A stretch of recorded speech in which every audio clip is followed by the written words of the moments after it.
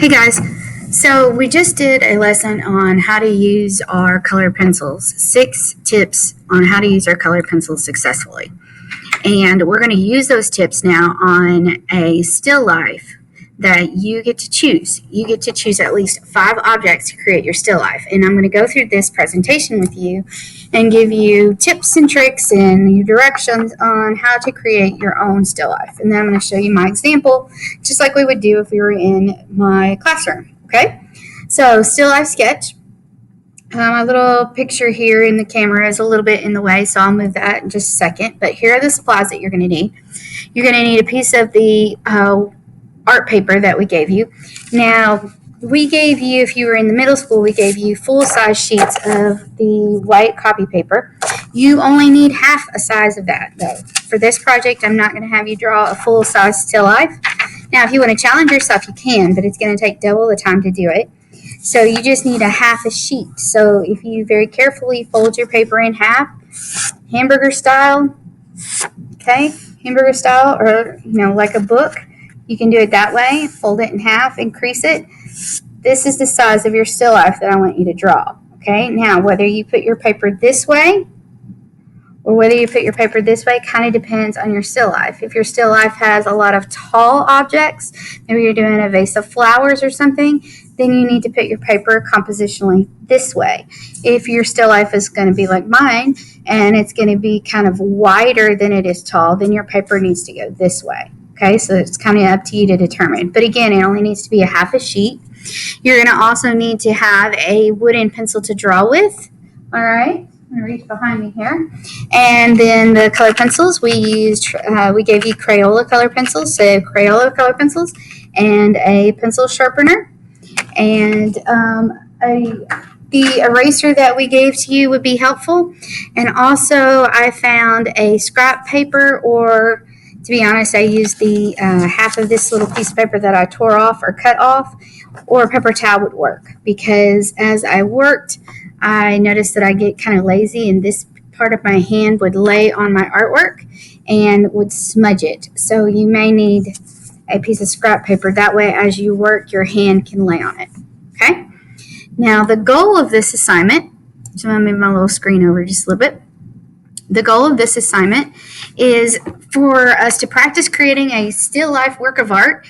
You're going to use your skills that we explored in this lesson to draw a colored pencil and or crown still life sketch. For intermediate students, we didn't give you colored pencils, but we did give you a box of crowns, and you can use the same techniques for that. Through this work of art, you're going to practice using several elements of art as well. You're going to use lines, you're going to create shapes, you're going to create forms, you're going to use value and texture and space to create a still life. And a still life is an artwork that is created of inanimate or non-living, non-moving objects. This will be created all while you're going to also be creating a theme in your still life. Okay? So let's get started with this.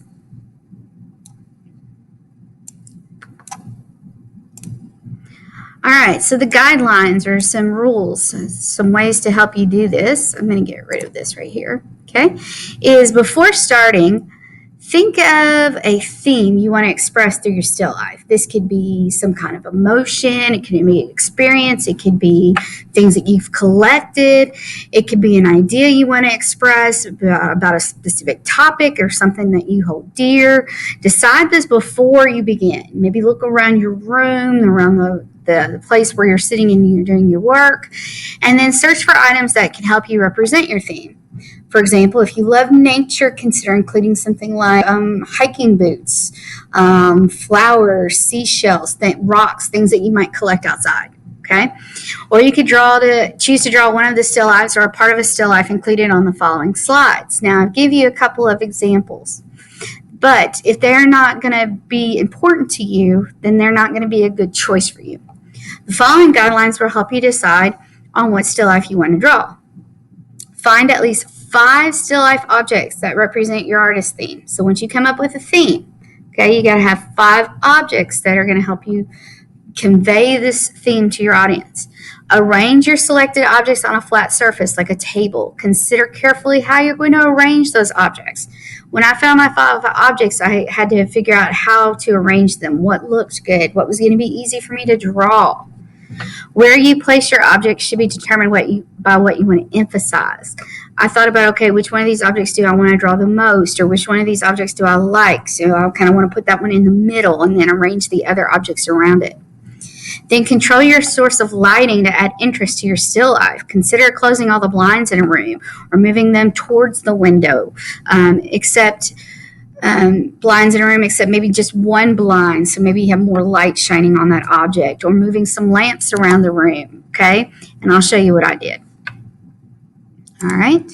So here are some examples of some still lifes of things that I have just laying in my classroom. And I put like a poster board, one of those little trifold boards that people use for science projects.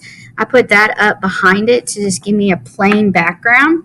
And I found some trucks and some cars and then some crowns and kind of made like a little cityscape back there. I found everything to do with like owls and put it there. I found some fruit and some flowers and then some fake fruits. But guys, if these if these still lifes right here don't have any kind of personal theme to you, then you're not going to want to draw these examples right here. You're going to want to come up with your own examples of 5 objects, at least 5. That means you can have more, but at least 5 overlapping items or objects that are going to go together to express a theme. So let me show you what I came up with from my own house. Okay, I didn't use these either. All right, so let me show you what I came up with. All right, so here's what I came up with. I came up with a travel theme. So I thought about some things that I had around my house, and I like to travel, and I like to go to different places, and I like to go to different countries. Now, of course, with COVID-19, our trip was canceled this past summer, which I know a lot of people's trips and vacations and things like that were canceled. So I thought about places I'd been to and little souvenirs that I had picked up. And so I came up with this as an idea for a still life. Okay. All right. And then when it came to my light source, okay, and picking out the background, I had a computer that I was using kind of as the backdrop for it. And I have this black table I was sitting in on. Well, then I took a white piece of paper and put them behind them to help with the background. Well, then I didn't have a good light source. It's kind of dark in my living room. So I have this like book light, clamp light that I use a lot of times too when I'm doing artwork there. So I put it up and I set it up there so I had a good, nice, bright light shining on them. So I got some good shadow effects. So I set that up there and then I took my picture with my camera so you guys could see what I was drawing. All right, so I have my objects. I do have more than 5, but I have my objects there so that I could draw them. All right, and then here is my final drawing. It came out, and it was on the little half sheet of paper that I used, just like you guys that I want you to use. So a little half sheet of paper that I'm drawing. And it came out pretty close to the original. Pretty close. I used the exact same stuff you guys are using. I made sure that I used just the Crayola pencils, the same white paper you guys are using, the same pencil sharpener, everything just the same, okay? And then when I came to school, I had a hard time making my paper lay flat, so I actually had to staple mine to the bulletin board to take a picture of it. And then I got a couple of close-ups of it for you guys. There's a close-up of the doll's face. And I should have done that technique where we talked about the strokes, the different strokes, and instead of doing a straight hatching technique there across her face, I should have used the circle strokes. And I think that would have looked better across her face there because I get that streaky effect that I couldn't get rid of when I did the blending effect. So I wish I would have changed that a little bit, but that was one thing that I wish I could have changed. I do like the little detail that I put in her lace, and I used that with the just plain wooden pencil. And then there was a close-up of her dress. I did like the way that had come out. Some of that is outlined with a black color pencil, and then some of it is just outlined with just the regular plain old wooden pencil. I did like the way that came out. All right, so here's some directions for you guys and yours, okay? So I put on here that to complete your project, remember you're only using half a sheet of regular paper to do this still life. You do not have to use the whole sheet. Now, if you want to challenge yourself and use the whole sheet, you can, but I will tell you, this does take quite a long time to do, and it is pretty difficult. You can make your hand tired to color with colored pencils. It does take quite a long time. So I do recommend if you haven't used colored pencils in a long time, they're not one of your favorite things to use, or you're not real familiar with them, I do recommend using just a half a sheet. Use your wooden pencil to lightly sketch the general shapes and forms of your objects so you know where they're going to go first, okay, before you get into any big detail. When you're finished with your light sketch, then you'll start to use your color pencils or your crayons to complete your work by adding your color and your value. Your still life should take between 1 to 1.5 hours, maybe 2, to just draw it. Okay, this isn't something you're going to rush through. This is something that's going to take you the week to do. Okay, this isn't a project that we would get done in one period, one day. Okay, this is a project that I would give you a couple of class periods to work on. I would give you the week to work on. You guys are going to be getting this assignment on your first day of the week. So for some of you, it's going to be on Monday. For some of you, it's going to be on Tuesday. We're going to do the Pencil 6 Essential Skills together, and then I'm going to assign you to watch this video, and then you're going to get started on it. And so you're going to be working on it for the rest of this week. And then it says, and then an additional 1 to 2 hours to add color and value to complete it. And that's about what it took me as well. Okay. Then I'm going to ask you to upload a picture of your still life and your artist statement, which we'll talk more about it, to your instructor, which would be me, for grading it. Okay. Middle school students should submit your pictures through the PLP. Intermediate students should submit your pictures through email, Remind, and Clever. Okay. Here's some tips and tricks that I found as I was doing this project that I thought, oh, I want to make sure and tell you guys about it. Number 1, don't forget your wooden pencil is a good gray color. So if you need any kind of gray or some nice shading, or if you want to do some outlining, wooden pencil is just like a color pencil. I always get kids who come up to me and go, Miss Knight, I don't have a gray. Can I get a gray color pencil? Wooden pencil, gray, okay? It might be helpful to put a white piece of paper again in the background behind your still life to help you have just a nice solid background. That helps to keep like any busyness in the background away. It helps focus your eye. Your colors may be off slightly. Guys, we're working with 12 color pencils. Okay, 12 color pencils that we can blend the 12 as many times as we can, but sometimes it's a little hard to get that exact color. If you saw, the Eiffel Tower was like a metallic bronzy color in my real picture, but when I drew it, I didn't have those colors, so I had to do the best I could with the yellow, an orange, white, and a brown. And then I used the gray of my color pencil too, but I still, no matter how hard I tried, couldn't get that very metallic-y color.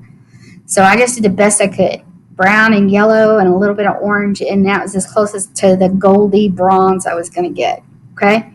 So it's okay if your colors are slightly off. Don't beat yourself up about it. Do the best you can. Okay?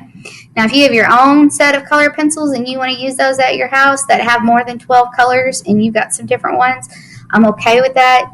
But just remember, this is a colored pencil project. So I want you to make sure you're using color pencils. We're not using gel pens. We're not using, markers. We're using, if you're an intermediate student, you're using crayons. If you're a middle school student, we're using colored pencils. All right. Then I said use wooden pencil to outline if you need it. We're not using Sharpies to outline. Don't forget you've got a big eraser so you can clean up any kind of smudges, because as I was drawing, I was putting my fingers everywhere and getting fingerprints, or I was getting lazy and getting little dirty smudges everywhere. So be careful about that. Don't forget to draw in your horizon line. Remember, that's that imaginary line where the table and the back wall appear to meet, and that will keep your still life from looking like it's floating. And scrap paper or a paper towel underneath your hand as you draw is very helpful. Napkin, okay, something like that. If you do get a napkin or something, don't get a Kleenex, because remember, a lot of times Kleenexes will have aloe or lotion in them for your noses, and if that it might get grease on your picture, so be careful about that. But that will help keep dirt and smudges off of your picture. And lastly, don't forget to sign and date your artwork. I get a lot of kids lately, because I'm not, you're not turning your artwork into me physically, some of you are not signing your artwork, and it would be really cool if you signed it. All right, especially when they come out looking so awesome. You want to remember that you did it and when you did it. Okay?